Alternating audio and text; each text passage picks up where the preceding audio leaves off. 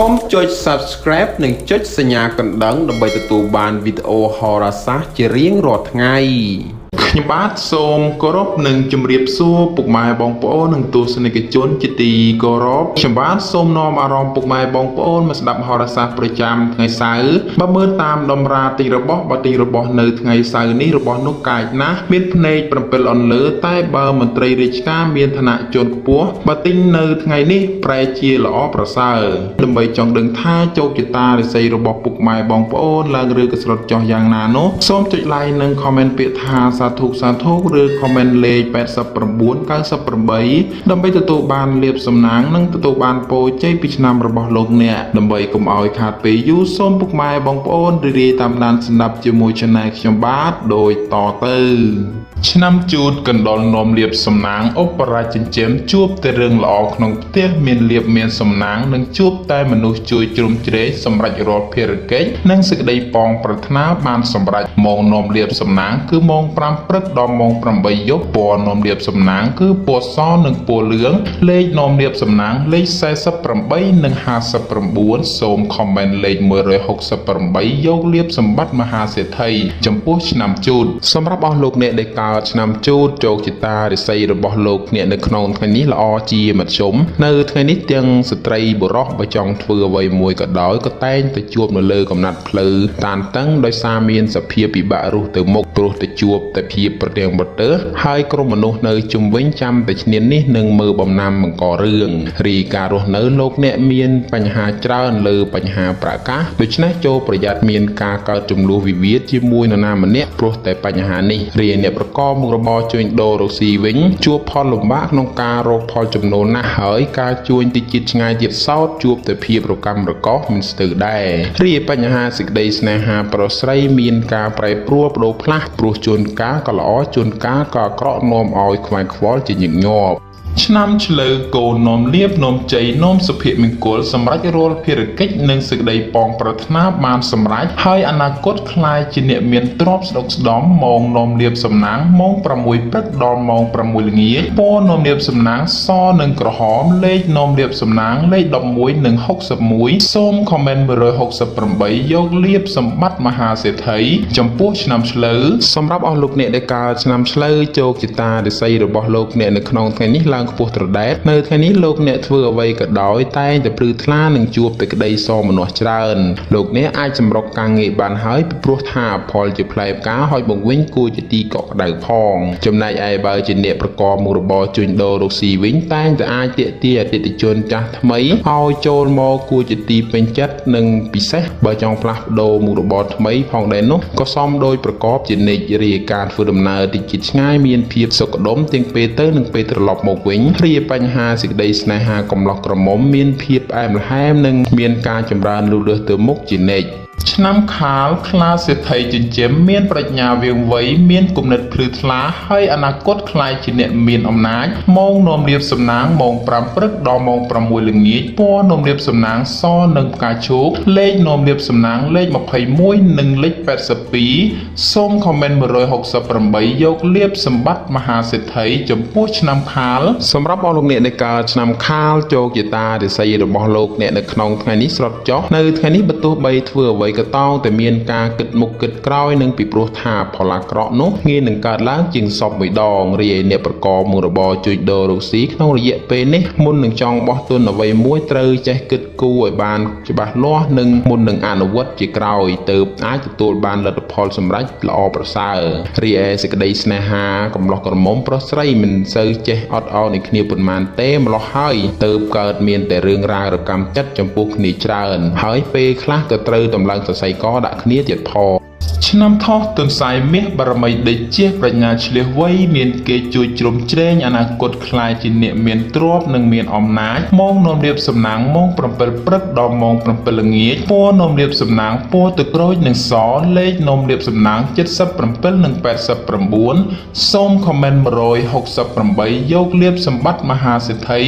ចំពោះឆ្នាំថោះសម្រាប់អស់លោកអ្នកដែលកើតឆ្នាំថោះជោគជតារាសីរបស់លោកអ្នកនៅក្នុងថ្ងៃនេះល្អជាមធ្យមនៅ ថ្ងៃនេះទោះបីការប្រកបការងារអ្វីលោកអ្នកងាយឆាប់ប៉ះទង្គិចជាមួយមនុស្សក្បែរខ្លួនក៏បីប្រយ័ត្នប្រយែងបន្តិចទៅពុំមានបញ្ហាចម្រូងចម្រាសណាមួយត្រូវនាំឲ្យឈឺក្បាលរីការរស់នៅក្នុងរង្វង់គ្រួសារលោកអ្នកត្រូវតែចេះអត់ឱននឹងគ្នាខ្លះទៅមានភាពសុខដុមនិងប្រកាសមិនសូវហូរធ្លុះធ្លាយចេញរីអ្នកប្រកបមុខរបរជួញដូររកស៊ីវិញនៅក្នុងថ្ងៃនេះផលចំណូលជួបការលំបាកហើយតតែស្វះស្វែងបន្តិចទៅប្រកាសហូរចូលអាចចិញ្ចឹមគ្រួសាររីឯបញ្ហាសេចក្តីស្នេហាកំណោះក្រមុំមានការជឿនលឿនទៅមុខនឹងផ្អែមល្ហែមប្រពៃឆ្នាំរោងនាគរាជមានฤទ្ធិមានអំណាចអ្នកតែងគិតជ្រះថ្លាប្រាជ្ញាវាងវៃប្រាថ្នាអ្វីបានសម្រេចធ្វើការតូចធំរមែងតែងមានអ្នកគ្រប់គ្រងទំនុកបំរុងសពបែបយ៉ាងម៉ោងនោមលៀបសំណាងម៉ោង4ព្រឹកដល់ម៉ោង7ល្ងាចពណ៌នោមលៀបសំណាងពណ៌បៃតងនិងក្រហមលេខនោមលៀបសំណាងលេខ77និង99សូមខមមិន899យកលៀបសម្បត្តិគេហបតីចិនខ្ពស់ចំពោះឆ្នាំរោងសម្រាប់អស់លោកអ្នកដែលកើតឆ្នាំរោងជោគជតារិស័យរបស់លោកអ្នកនៅក្នុងថ្ងៃនេះឡើងខ្ពស់ត្រដែតនៅថ្ងៃនេះផ្ដល់ផលល្អសម្រាប់ទំនាក់ទំនងការងារឬរៀបចំពិធីអ្វីមួយផងដែរចំពោះអ្នកប្រកបមុខរបរជួញដូររកស៊ីបើលោកអ្នកចង់បើកហាងថ្មីឬផ្លាស់ប្ដូរមុខរបរថ្មីជាឱកាសល្អប្រពៃផងដែរព្រោះថាអាចនឹងមានការជឿនលឿនគ្រាន់គួរសមរីការធ្វើដំណើរទីជិតឆ្ងាយជួបភាពសុខដុមទាំងពេលទៅនិងពេលត្រឡប់មកវិញរីបញ្ហាសេចក្តីស្នេហាប្រុសស្រីមានភាពស្រស់ស្រាយនិងផ្អែមល្ហែមគួរជាទីកក់ក្ដៅផងឆ្នាំម្សាញ់ពស់ទេវតានាំលៀបឧបរាជចិញ្ចៀមមានជ័យជំនះមានមនុស្សស្រឡាញ់រាប់អានច្រើនម៉ោងនាំលៀបសំណាងម៉ោង4ព្រឹកដល់ម៉ោង9យប់ពណ៌នាំលៀបសំណាងខ្មៅនិងសលេខនាំលៀបសំណាង69និង99សូមខមមិន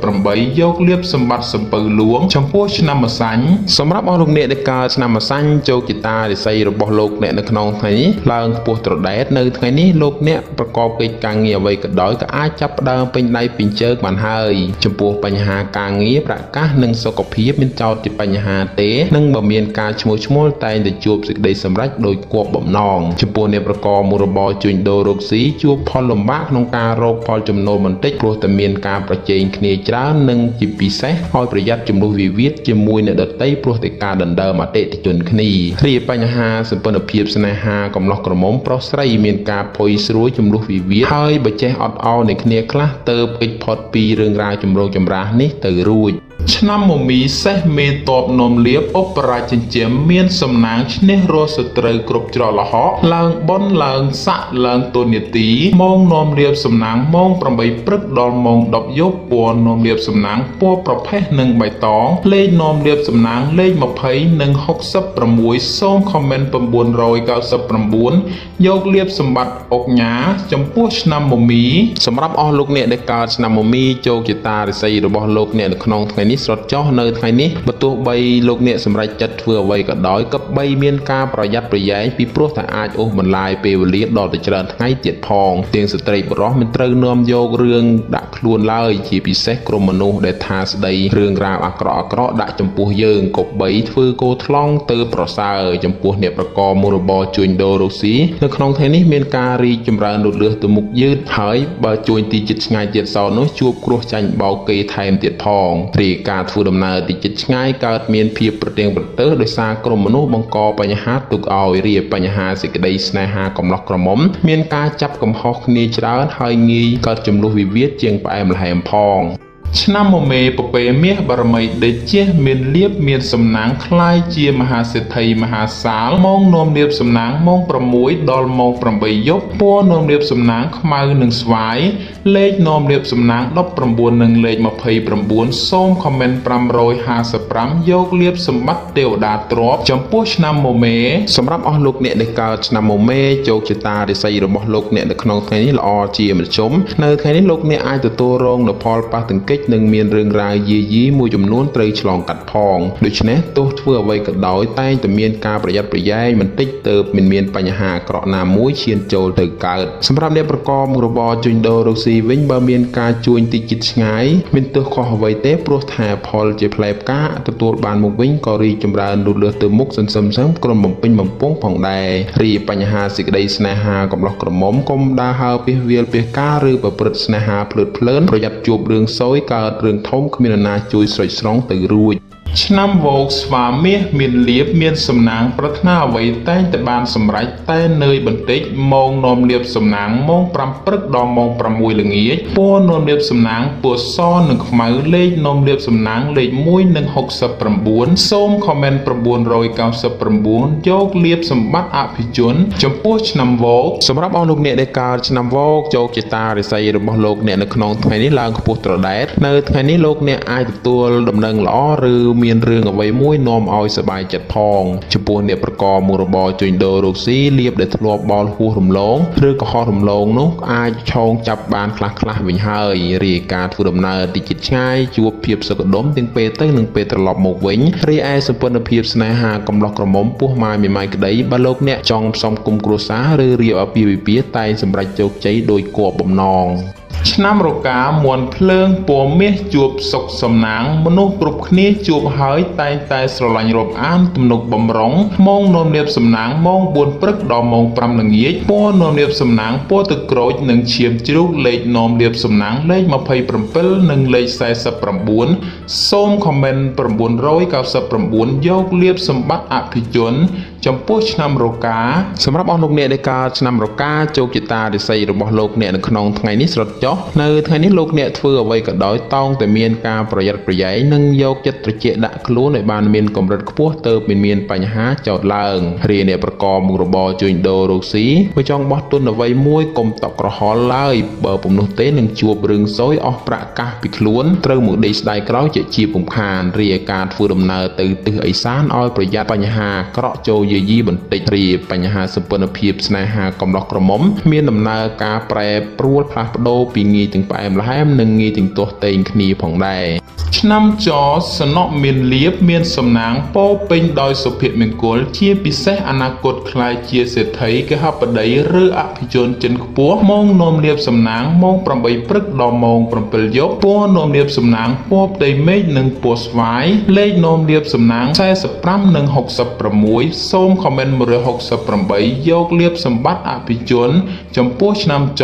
សម្រាប់អស់លោកអ្នកដែលកើតឆ្នាំចជោគជតារាសីរបស់លោកអ្នកនៅក្នុងថ្ងៃនេះល្អជាមធ្យមនៅថ្ងៃនេះទាំងស្ត្រីទាំងបុរសធ្វើអ្វីមួយក៏ដោយតែទៅជួបលើកំណាត់ផ្លូវតានតឹងដោយមានសភាពពិបាករស់ទៅមុខព្រោះជួបតែបញ្ហាប្រទែងប្រទើហើយក្រុមមនុស្សនៅជុំវិញខ្លួនចាំតែឈ្នាននេះនឹងមើលបំណាំបង្ករឿងតែប៉ុណ្ណោះរាយការរស់នៅលោកអ្នកមានបញ្ហាច្រើននៅលើបញ្ហាប្រកាសដូច្នេះចូលប្រយ័ត្នកើតមានចំនួនណាមួយព្រោះតែបញ្ហានេះរាយការប្រកបមុខរបរជួញដូររកស៊ីជួបផលលំបាកក្នុងការរកផលចំណូលណាស់ហើយការជួញទីជិតឆ្ងាយទៀតសោតជួបតែភាពប្រកម្មប្រកបមិនស្ទើរទេរាយបញ្ហាសម្ព័ន្ធភាពស្នេហាប្រុសស្រីមានការប្រែប្រួលបដូរផ្លាស់ព្រោះជួនកាលក៏ល្អទៅជួនកាលក៏អាក្រក់នាំខ្វាយខ្វល់ជាញឹកញាប់ឆ្នាំកជ្រូកនោមលៀបសំណាងនោមសុភមង្គលសម្រាប់រាល់ភារកិច្ចនិងសេចក្តីប៉ងប្រាថ្នាបានសម្រេចហើយអនាគតក្លាយជាអ្នកមានទ្រព្យស្ដុកស្ដំម៉ោងនៃលៀបសំណាងគឺម៉ោង6ព្រឹកដល់ម៉ោង6ល្ងាចពណ៌នោមលៀបសំណាងពណ៌សនិងក្រហមលេខនោមលៀបសំណាងលេខ9និងលេខ61សូមខមមិន999យកលៀបសម្បត្តិទេវតាទ្រព្យចំពោះឆ្នាំក